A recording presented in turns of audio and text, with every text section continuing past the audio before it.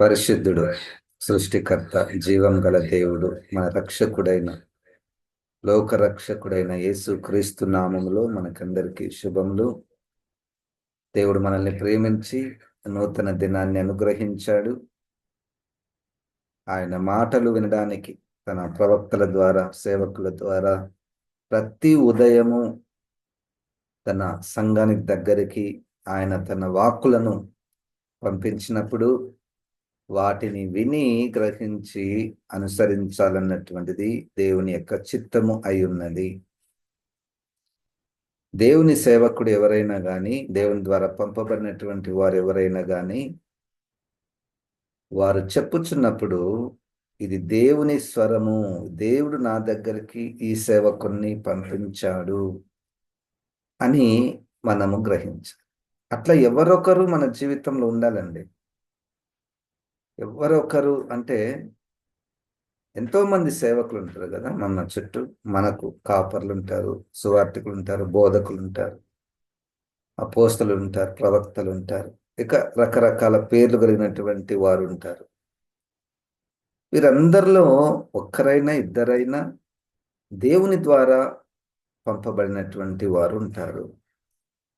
వారి స్వరము, వారి ద్వారా దేవుని స్వరమును వినుట, సరి చేసుకొనుట, క్రీస్తు మార్గంలో నడుచుట, ఇది క్రమము.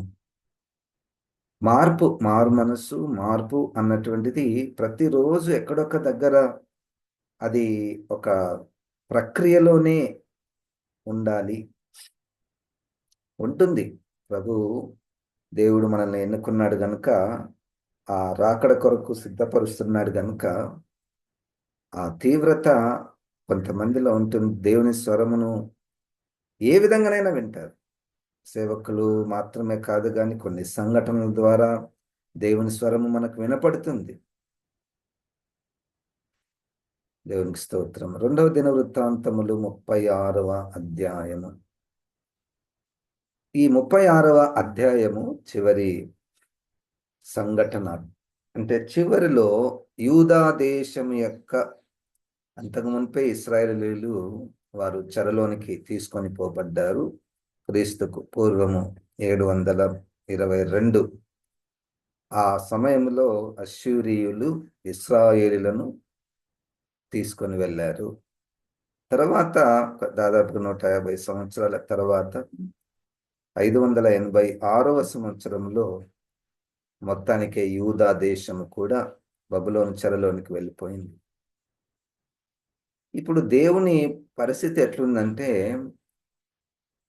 కొన్ని వేల సంవత్సరాలు, ఎన్ని సంవత్సరాలు? 4000 సంవత్సరాలు. 4000 సంవత్సరాలు ఒక జనమును దేవుడు నడిపిస్తున్నాడు. దేవుని యొక్క ధర్మము ఎట్లుందంటే, ఆయన న్యాయ వ్యవస్థ ఎట్లుందంటే, దేవునికి వ్యతిరేకముగా జీవించినటువంటి వారు ఎవరైనా, తన సొంత పిల్లలైనా కానీ ఆయన ఊరుకోడు, చెరలోనికి పంపిస్తాడు. కేవలం చెరలోనికి పంపించడం కాదు, దేవుని యొక్క మనస్సు చూడండి. తప్పు చేశాడు, ఈ తప్పుకు దేవుడు శిక్షిస్తే ఒక రకంగా ఆయనకే అవమానం బయట వాళ్ళు చూచినప్పుడు. కేవలం వాళ్ళ చెరలోనికి పంపించడం మాత్రమే కాదు కానీ తన పేరట కట్టబడినటువంటి దేవాలయమును కూడా పడగొట్టుట. ఎవరు? దేవుడే అనుమతిచ్చాడు. ఆ శత్రువులకు దేవుడే అనుమతిచ్చి యెరూషలేమును, దేవాలయమును, ప్రజలను, వారి మీద శిక్ష. ఈ 36వ అధ్యాయములో 4 విషయాలు మనం గమనించవచ్చు. ఒకటి ఏంటంటే రిజెక్షన్, అంటే ప్రజలు దేవునికి వ్యతిరేకముగా తిరుగుతారు. ఇట్లా తిరుగుతున్నప్పుడు రెండో విషయం మనం ఇక్కడ చూస్తాము 36వ అధ్యాయంలో, రిమైండర్, అంటే వారికి తిరిగి గుర్తు చేయుట. వారు ఏ స్థితిలో ఉన్నారో వారికి గుర్తు చేయుట, రిమైండర్. మూడవది రెట్రిబ్యూషన్ అంటే వినలేదు కదా, ప్రవక్తలు చెప్పినటువంటి మాట వారు వినలేదు కాబట్టి వారు చేసిన పనులకు తగినటువంటి శిక్ష, రెట్రిబ్యూషన్ అంటారు. నాలుగవది అంత అయిపోయిన తర్వాత మళ్ళా రెస్టోరేషన్. ఆ 4 మాటలు. రెస్టోరేషన్ అంటే మరలా పునరుద్ధరించుట. ఇంతకుముందు మన సహోదరి ఝాన్సీ గారు కూడా చెప్పినట్లు ఆ కోరేషు రాజు ద్వారా తిరిగి తన రాజ్యము కట్టబడుట, దేవుని యొక్క ప్రజలు తిరిగి వచ్చుట, దేవాలయం కట్టబడుట, ఇవన్నీ కూడా మనము చూస్తాం. మొట్టమొదటిగా రిజెక్షన్ అన్నటువంటి విషయాన్ని మనం పరిశీలిస్తే 5వ వచనం. ఇక్కడ మనకు నాలుగు మంది రాజులు కనపడతారండి. మొట్టమొదటి యెహోయాహాజు అనేటువంటి ఒక రాజు. తర్వాత యెహోయాకీము ఒక రాజు. యెహోయాకీను మూడో రాజు. సిద్కియా నాలుగో రాజు. ఈ 4 రాజులు ఇక్కడ మనకు కనపడతారు. వీళ్ళ గురించి మనం చూస్తే చూడండి 5వ వచనంలో రిజెక్షన్. యెహోయాకీము ఏలనారంభించినప్పుడు 25 వాడ యెరూషలేములో 11 సంవత్సరములు ఏలెను. అతడు తన దేవుడైన యెహోవా దృష్టికి చెడు నడత నడుచుట చేత.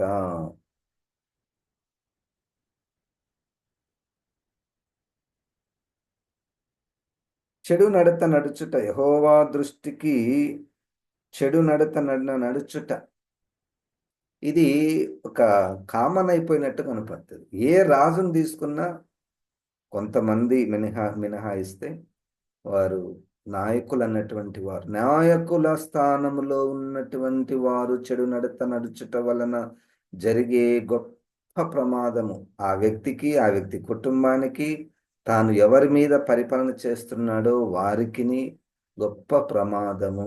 నాయకులు అన్నటువంటి వారు సాధారణంగా నాయకులు కాకూడదు. నాయకులు అంటే పరిపాలకులు. ఇప్పుడు మనకు సంఘంలో రకరకాలైనటువంటి బాధ్యతలు. ఆ బాధ్యతలలో ఉన్నటువంటి వారు యెహోవా దృష్టికి వారు ప్రీతికరముగా జీవించాలని దేవుడు కోరుకుంటాడు. 9వ వచనంలో యెహోయాకీను ఏలనారంభించినప్పుడు 8 వాడ యెరూషలేములో 3 నెలల 10 దినములు ఏలెను. అతడు యెహోవా దృష్టికి చెడు నడత నడిచెను. 8 3 నెలలు. ఎంత చిన్న వయసు అండి 8. I don't know. But still whose works are recorded, whose life is recorded. ఒక 8 పిల్లోడు ఎవరు పట్టించుకుంటారు? 8 పిల్లోడు అంటే 8 పిల్లోడు అంటే 3వ తరగతి 4వ తరగతి. చెడు నడత నడిచెను అంటే అప్పుడున్నటువంటి రాజులు ఎంత చిన్న వయసు వారైనా కానీ వాళ్ళకి ఎట్లా బోధించేవారు? చుట్టూ ఉన్నటువంటి యాజకులు, ప్రధాన యాజకులు దేవుని ధర్మశాస్త్రాన్ని ఇచ్చి వాళ్ళకు నూరి పోసేటటువంటి వారు. దేవుని వాక్యాన్ని చిన్నతనము నుండే. అయినా యెహోయాకీను చెడు నడత నడిచినట్టు ఇక్కడ మనం చూస్తున్నాం. 12వ వచనంలో రిజెక్షన్. అతడు తన దేవుడైన యెహోవా దృష్టికి చెడు నడత నడుచుచు ఆయన నియమించిన ప్రవక్త అయిన యిర్మీయా మాట వినకయు తన్ను తాను తగ్గించుకొనకయు ఉండెను. దేవుని సేవకుల మాట వినకపోవుట. ఈ పాత నిబంధనలో దేవుని సేవకుల యొక్క పొజిషన్ చాలా చిన్నది. అంటే it is not something to be recognized. వాళ్ళు ఎప్పుడు ఉండరు ఆ పిక్చర్లో. రాజులు ఉంటారు, ప్రజలు ఉంటారు, వాళ్ళ పనులు జరుగుతుంటాయి. ఎప్పుడైతే దేవునికి వ్యతిరేకంగా తిరుగుతుంటారో అప్పుడు దేవుడు ఆ ప్రవక్తలను పంపిస్తాడు. ఆ, ఆయన నియమించిన ప్రవక్త అయిన ఇర్మియా మాట వినకయు తను తాను తగ్గించుకొనకయు ఉండెను. మాట వినకయు తగ్గించుకొనకయు ఉండెను. ఇర్మియా గారు ఎంత మంచివాడంటే, అంటే ఆయన వే ఆఫ్ డెలివరీ, దేవుని వాక్యం ఆయన ఎట్లా చెప్తాడంటే చాలా నెమ్మదిగా చెప్తాడు, మృదువుగా చెప్తాడు, ఇంకా వాళ్ళ కొరకు ఏడుస్తూ చెప్తాడు. అందుకని ఆయనకు ఒక పేరుంది, వీపింగ్ ప్రాఫెట్ అని. ఏడ్చే ప్రవక్త. ఎదురు తిరగడు ఆయన. మంచి మాటలు, దేవుని మాటలను తీసుకుని వస్తాడు ఆయన. He could not humble himself and he rejected the words of the prophet జెరమయా. ఇవన్నీ రిజెక్షన్స్ అన్నమాట. 13. మరియు దేవుని నామమును బట్టి తన చేత ప్రమాణం చేయించిన నెబుకద్నెజరు రాజు మీద అతడు తిరుగుబాటు చేసెను. అతడు మొండితనము వహించి ఇశ్రాయేలుల దేవుడైన యెహోవా వైపు తిరగక తన మనస్సును కఠినపరుచుకొనెను. రాజు ఇంకా అంటే దేవుని యొక్క సమయం ఆసన్నమైనది. ప్రజలందరూ ఆయన వారిని చెరలోనికి పంపించడానికి నిర్ణయమైంది. కాబట్టి ఇంక ఇటనే ప్రవర్తిస్తారేమో. ఎందుకు ఇంత భయంకరంగా ప్రవర్తిస్తున్నారు వీళ్ళు? యెహోయాకీను పైన యెహోయాకీము ఆయనను తీసుకొని పోయిండ్రు. యెహోయాహాజు ఆయన చనిపోయాడు. ప్రజలందరూ కలవరంలో ఉన్నారు. బాగలేదు పరిస్థితి. ఈ బాగలేనప్పుడు సాధారణంగా మనకు మనసు ఏంటంటే దేవుని దగ్గరికి వెళ్ళడం. అప్పటికే ఐగుప్తు రాజు వచ్చి వీళ్ళను ఓడించి తనకిష్టం వచ్చినటువంటి రాజుని ఇక్కడ అపాయింట్ చేసి అంత గందరగోళం ఉంది పరిస్థితి. సంఘము ఇటువంటి కలవరములో ఉన్నప్పుడు మనము దేవుని దగ్గరికి వెళ్ళుట, దేవుని యొక్క ప్రవక్తల మాటలు వినుట వ్యక్తిగతంగా మనం వినాలండి. చాలాసార్లు నేను చూస్తుంటాను కొన్ని ఇతర సంఘాలలో, they keep expressing their problems. They keep exploring the problems in the church. ఎన్ని సమస్యలు చెప్తుంటారో, అమ్మ పాడైపోయింది మా సంఘము, మా సంఘంలో వాళ్ళు ఇట్లున్నారు, వీళ్ళు ఇట్లున్నారు. ఇంత పాడైపోయింది అంటే అంతగా పాడైనటువంటి స్థితిలో ఉంటే దాని యొక్క ముగింపు దగ్గరలోనే ఉందన్నటువంటిది ఒక గుర్తు. మనం చాలాసార్లు ఇతర విశ్వాసులు అంటే అన్యజనులు, క్రీస్తుని అంగీకరించని వారు మనల్ని చాలా ఇబ్బంది పెడుతున్నారు, చాలా కష్టపెడుతున్నారు, కొడుతున్నారు అంటే దేవుడు పంపించాడేమో. ఒక్కసారి మనం అది గ్రహించుకోవాలి. 14వ వచనంలో చూడండి. ఇదిగాక యాజకులలోను జనులలోను అధిపతులకు వారు అన్యజనులు పూజించు హేయమైన విగ్రహములను పెట్టుకొని బహుగా ద్రోహులై యెహోవా యెరూషలేములో పరిశుద్ధపరిచిన మందిరమును అపవిత్రపరిచిరి. వారి పితరుల దేవుడైన యెహోవా తన జనుల ఎందును తన నివాస స్థలములను కటాక్షం గలవాడై వారి యొద్దకు తన దూతల ద్వారా వర్తమానం పంపుచూ వచ్చెను. ఆయన పెందలకడ లేచి పంపుచూ వచ్చినను వారు దేవుని దూతలను ఎగతాళి చేయొచ్చు, ఆయన వాక్యములను తృణీకరించచ్చు, ఆయన ప్రవక్తలను హింసించుచు రాగా నివారింప శక్యము కాకుండా యెహోవా కోపము ఆయన జనుల మీదికి వచ్చింది. యెహోవా కోపము ఆయన జనుల మీదకి. రిమైండింగ్, అనేక ప్రవక్తలను ఆయన ముందుగానే లేపి పంపిస్తున్నాడు. ప్రవక్త అయినటువంటి ఇర్మియా గారికి ఒక ప్రవచనం ఇచ్చాడు. ఆ ప్రవచనము తర్వాత నెరవేరి ఇప్పుడు దేవుడు చూడండి 3వ వచనంలో రెట్రిబ్యూషన్, వాళ్ళు చేసినటువంటి పనులకు God had no other option. ఇంకా వేరే ఆప్షన్ లేదు. తన ఉగ్రత, తన కోపము, తన తీర్పు ఇచ్చే సమయం వచ్చేసింది. లేకపోతే ఆయన యొక్క న్యాయ వ్యవస్థ నాకు భంగం కలుగుతుంది.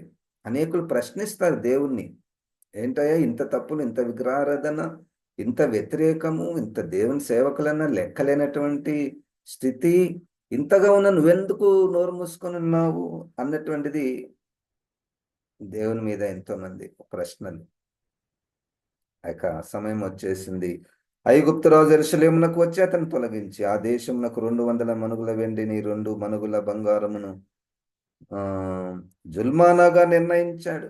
ఇంకా దోచుకోవడం, ఇతర రాజులు దోచుకోవడం ప్రారంభించారు. 4వ వచనంలో అతని సహోదరుడైన ఎల్యాకీమును యూదా మీదను యెరూషలేము మీదను రాజుగా నియమించి అతనికి యెహోయాకీము అను మారు పేరు పెట్టెను. నీకు అతని సహోదరుడైన యెహోయాహాజును పట్టుకొని ఐగుప్తునకు తీసుకొని పోయెను. ఇంకొకరు 6వ వచనంలో దేవుని యొక్క తీర్పును మనం చూస్తున్నాము. అతని మీదకి బబులోను రాజైన నెబుకద్నెజరు వచ్చి అతని బబులోనుకు తీసుకొని పోవుటకై గొలుసులతో బంధించెను. మరియు నెబుకద్నెజరు యెహోవా మందిరపు ఉపకరణములలో కొన్నిటిని బబులోనునకు తీసుకొని పోయి బబులోనులో ఉన్న తన గుడిలో ఉంచెను. ఎంత అవమానం అండి ఇది! ఎంత అవమానం!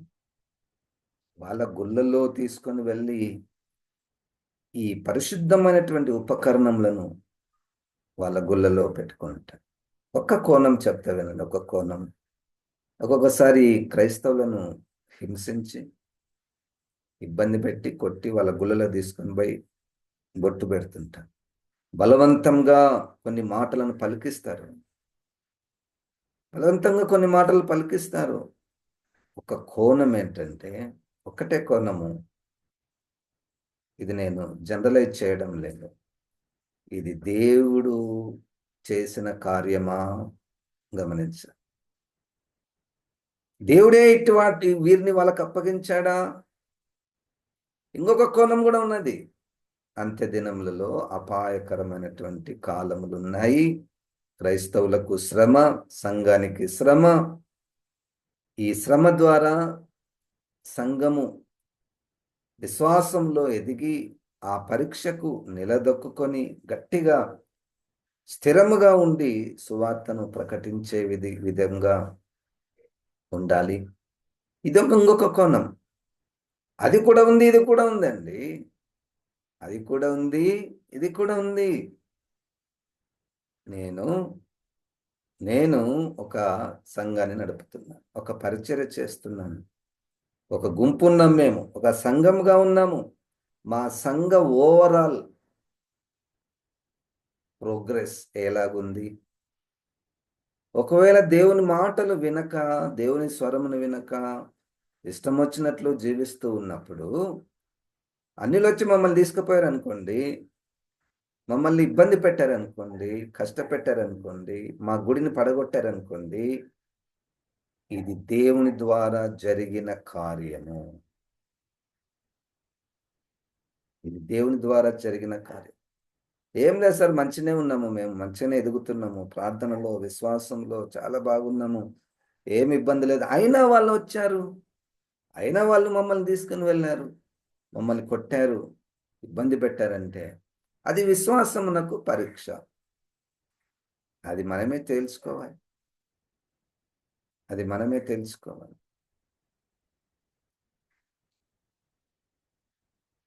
10వ వచనంలో దేవుడు వారిని శిక్షిస్తున్నాడు. 7వ నాటికి రాజైన నెబుకద్నెజరు దూతలను పంపి యెహోయాకీమును బబులోనుకు రప్పించి అతని సహోదరుడైన సిద్కియాను యూదా మీదను యెరూషలేము మీదను రాజుగా నియమించను. మరియు అతడు రాజు వెంట యెహోవా మందిరములోని ప్రశస్తమైన ఉపకరణములను తెప్పించెను. గుడిలో, మన గుడిలో ఉన్నటువంటి వాటిని తీసుకొని పోయి వాళ్ళ గుళ్ళల్లో పెట్టుకున్నట్టు.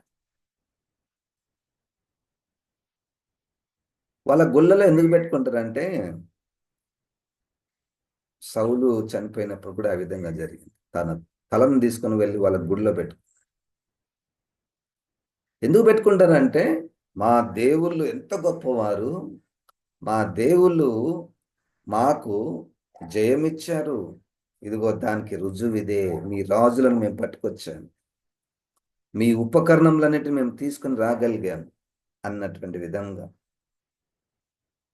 16, 17 వచనాలను వారు దేవుని దూతలను ఎగతాళి చేయుచు ఆయన వాక్యములను తృణీకరించుచు ఆయన ప్రవక్తలను హింసించుచు రాగా నివారింప శక్యము కాకుండా యెహోవా కోపము ఆయన జనుల మీదికి వచ్చెను.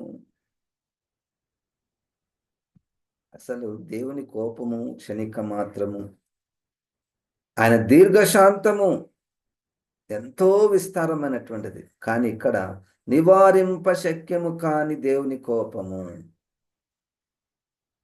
అంటే ఇంక వేరే ఆప్షన్ లేదు. దేవుని కోపమును ఆపేయడానికి ఎక్కడ కూడా సందు కూడా దొరకడం లేదు. ఎవరైనా,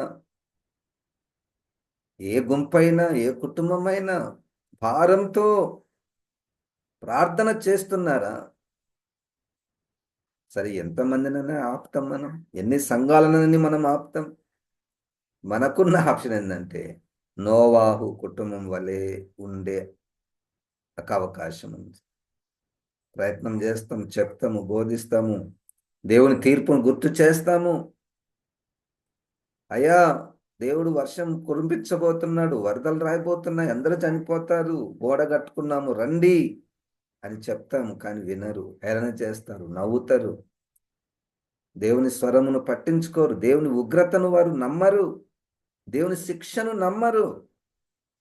అందుకని మీరు గమనించారండి, దేవుడు శిక్షిస్తాడు, దేవుడు తీర్పు తీరుస్తాడు అన్న మాటలు సువార్తలో కనపడడం లేదు.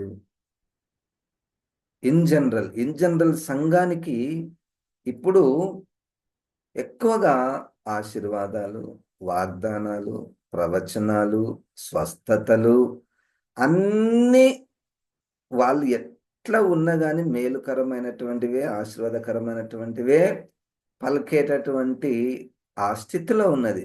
నేను గమనించినంత వరకు అందరు కాదు. దేవుని కోపము నివారింప శక్యము కాని స్థితిలో ఉన్నది. ఆయన వారి మీదకి కల్దీల రాజును రప్పింపగా, ఇది పాయింట్ 17వ వచనంలో, ఆయన దేవుడు వారి మీదికి కల్దీల రాజును రప్పింపగా అతడు వారికి పరిశుద్ధ స్థలం గనున్న మందిరములోనే వారి యవనులను ఖడ్గము చేత సంహరించను. అతడు యవనుల ఎందైనను, యువతుల ఎందైనను, ముసలివారి ఎందైనను, నెరసిన వెంట్రుకలు గల వారి ఎందైనను కనికరింపలేదు. దేవుడు వారినందరినీ అతని చేతికి అప్పగించు. ఏంటండి, మన గుళ్ళలోకి వచ్చి మనలే చంపుతారా? ఎట్లా చంపుతారు అంటే దేవుడే పంపించాడు, దేవుడే పంపిస్తున్నాడు. మరియు బబులోను రాజు పెద్దనేమి చిన్ననేమి దేవుని మందిరపు ఉపకరణలన్నిటినీ, యెహోవా మందిరపు నిధులలోనిదేమి, రాజు నిధులలోనిదేమి, అధిపతుల నిధులలోదేమి దొరికిన ద్రవ్యమంతయు బబులోనకు తీసుకొని పోయెను. ఒకరు ఇండ్లు ఊడ్చినట్లు, శుభ్రంగా ఊడ్చినట్లు ప్రజలను, యవ్వనస్తులను, ముసలోళ్ళని, ఉపకరణములను, దేవాలయమును, చూడండి తర్వాత 19వ వచనంలో, అదియుగాక కల్దీలు దేవుని మందిరమును తగులబెట్టి యెరూషలేము ప్రాకారమును పడగొట్టి దాని యొక్క నగరులన్నిటిని కాల్చివేసిరి. దానిలోని ప్రశస్తమైన వస్తువులన్నిటిని బొత్తిగా పాడు చేసిరి. ఖడ్గము చేత హతులు కాకుండా తప్పించుకున్న వారిని అతడు బబుల్లోనకు తీసుకొని పోయెను. రాజ్యము పారసీకుల దగ్గర వరకు వారు అక్కడ ఉండి అతనికిని అతని కుమారులకును దాసులైరి. కాల్చేశారంట దేవాలయం, అపవిత్రపరచ. అంత పబ్లిక్గా ఒక దేశానికి చెందినటువంటి దేవాలయాన్ని పడగొట్టేశారు. ఇప్పుడు కూడా ఇస్రాయేలుకు దేవాలయం లేదు, ఇప్పుడు కూడా లేదు. ఇంత చాలా సమస్యలు. ఇది మాది అని ఒకరు, లేదు ఇది మాది అని ఒకరు. అక్కడ ఈ దేవాలయం, యూదుల దేవాలయం స్థలంలో మాస్క్ ఉంది. What happen? ఏమైంది అంటే బైబిల్ ఏం సెలవిస్తుందంటే దేవుడే అట్లా చేశాడు, దేవుడే అట్లా చేశాడు. చూడండి,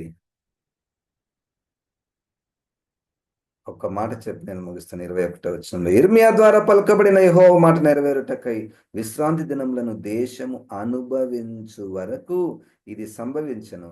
దేశము పాడుగానున్న 70 సంవత్సరముల కాలము అది విశ్రాంతి దినములను అనుభవించను. The land enjoyed Sabbath, joy of the Sabbath. The land enjoyed. ఈ పదం చూడండి, ఈ పదం Joy of the Sabbath rest. I'm sorry, Joy of the Sabbath rest. ఇది చాలా ముఖ్యమైనటువంటి మాట. ఏంటండి, గుడి పడగొట్టబడింది, మనుషులు చంపబడ్డారు, చెరలోనికి తీసుకొని పోబడ్డారు, రాజులు చంపబడ్డారు. ఈ సమయంలో జాయ్ అనే పదం ఎందుకు వచ్చింది? విశ్రాంతి దినములను అనుభవించుటకు. అంటే అర్థం ఏంటంటే, ఇప్పుడు ఆ ప్రాంతం, ఆ భూమికి రెస్ట్ అంట. ఇప్పటి వరకు మమ్మల్ని ఎంత ఇబ్బంది పెట్టారు ఈ ప్రజలు, యూదులు. ఎంత భూమి ఆ సబ్బాత్ రెస్ట్, ఆ విశ్రాంతి దినము, ప్రతి విశ్రాంతి దినము ఆ దినమే తట్టుకోలేకపోతుందంట వాళ్ళు చేస్తున్నటువంటి విగ్రహారాధనను బట్టి. ఆదివారం వస్తే చాలు, శనివారం వస్తే చాలు, దొంగల గుహగా తయారై, జారత్వమునకు నిలయమై విగ్రహారాధనను చేస్తూ ఉంటే ఆ దినమే తట్టుకోలేకపోతుందంట. ఎట్లా భరించేది వీళ్ళని అని ఒక్కసారి దేవుడు వాళ్ళని అందరిని చంపేసి చెరలోనికి పంపేసేసి అన్నీ పడగొట్టేసిన తర్వాత ఇప్పుడు ఆ దినములకు రెస్ట్ దొరికింది. ఎన్ని దినములు? 70 సంవత్సరములు. 70 సంవత్సరములు Sabbath rest, Joy of the Sabbath rest. అది అంటే మొత్తం అది చూడండి, ఒక దాన్ని మలినాన్ని తీసివేయాలంటే రెండు రకాలు. సబ్బుతో ఉతికితే పోయేటి కొన్ని ఉంది. హెచ్చరిక చేస్తే దాన్ని గ్రహించి ఇది తీసేసుకోవాలి, అదొకటి. రెండోది, ఏం చేయం, ఇంకా దాన్ని తీసేసేయాలి కంప్లీట్గా. పోవడం లేదు, ఎంత సబ్బు పెట్టినా అది పోవడమే లేదు. దాన్ని మనం వాడం, పక్కన పడేస్తాం. అది చివరిన జరిగినటువంటి విషయం. సంఘము మీద దేవుని కటాక్షం, ప్రేమ, దీర్ఘశాంతం ఎన్నున్నాయో. కానీ సంఘము ఒక కోణంలో సంఘాన్ని దేవుడు అవమానమునకు అప్పగిస్తాడు, గుళ్ళను పడగొట్టిస్తాడు, క్రైస్తవులను చంపిపిస్తాడు. ఒక కోణంలో జాగ్రత్తగా ఉండాలి. నేను, నా కుటుంబము నోవాహు కుటుంబం వలె ఉండాలి. అంత తీవ్రమైనటువంటి స్థాయిలో మనం ఏమి లేము. దేవునికి స్తోత్రం. పరిశుద్ధాత్మ దేవుడు మనల్ని ప్రేమిస్తున్నాడు. మెల్లమెల్లగా ఆయన సారూప్యంలోనికి, పోలికలోనికి మనం మార్చబడడానికి పరిశుద్ధాత్మ దేవుడు సహాయం చేస్తున్నాడు. అట్లని మనము నిలుచున్నటువంటి వారము పడిపోకున్నట్లు జాగ్రత్త చూచుకొనవలెను అన్నట్టు విధంగా, let us humble before the Lord. Let us recommit ourselves, our families, our congregations to the Lord, and submit to his voice through his prophets and any other servants of God. May the Lord help his church to walk in his footsteps and prepare herself for the coming of Jesus Christ. జీవం గల దేవా, ఈ వాక్యాన్ని ప్రభా మాలో ఫలింపచేసి, ప్రభా నువ్వు మా పట్ల దీర్ఘశాంతం చూపిస్తున్నావు, నీకు వందనాలు. నీ వాక్యాలను బట్టి, నీ సేవకులను బట్టి తండ్రి నీకు వందనాలు. ప్రభా మేము అన్ని విషయంలో హెచ్చరిక నుండి జాగ్రత్తగా ఉండటకు సహాయం చేయమని, మా పితరుల్లో జరిగినటువంటి ఇట్టి కార్యములను నాయన మాకు బుద్ధి కలుగుటకై నువ్వు దయించావు, నీకు వందనాలు.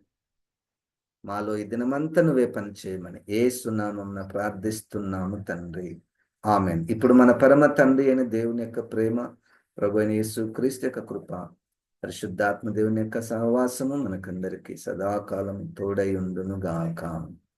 ఆమెన్. ఆమెన్. దేవుడు మనల్ని దీవించును గాక.